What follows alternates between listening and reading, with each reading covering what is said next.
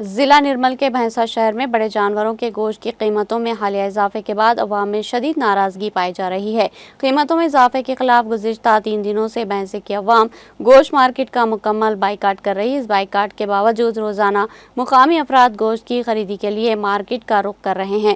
عوام کی جانب سے ضلع کلکٹر، بلدیہ کمشنر اور پولیس محکمے سے شکایت کی گئی کہ گوشت کی قیمتوں میں غیر ضروری اضافہ اور ناپ تول میں دھوکہ دہی کی جا رہی ہے۔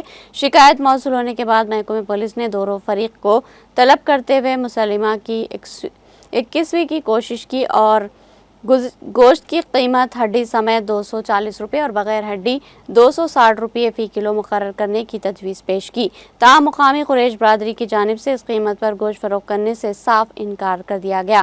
بھینسا قریش برادری کے صدر عبدالرحیم قریشی نے ایک بیان جاری کرتے ہوئے کہا کہ جانوروں کی قیمتوں میں اضافے کے سبب گوشت کی قیمت بڑھانا ناگزیر ہو چکا ہے۔ انہوں نے یقین دہانی کرائی کہ جانوروں کی قیمت میں بھی کمی کے ساتھ ہی گوشت کی قیمت میں بھی کمی کی جائے گی۔ ناپ تول میں بے ایمانی اور بیمار جانوروں کا گوشت فراہم کرنے کے الزامات کو انہوں نے یکسر مسترد کرتے ہوئے کہا کہ الزامات بے بنیاد ہیں۔ اگر کوئی قریش قصوروار پایا جائے تو اس کے خلاف قانونی کارروائی کی جائے گی۔ مزید انہوں نے اس بات پر افسوس کا اظہار کیا کہ چند مفاد پرست عناصر نوجوانوں کو اکسا کر گوشت کی قیمتوں کے بینرز پھاڑ رہے ہیں، جو کہ ناقابل برداشت حرکت ہے۔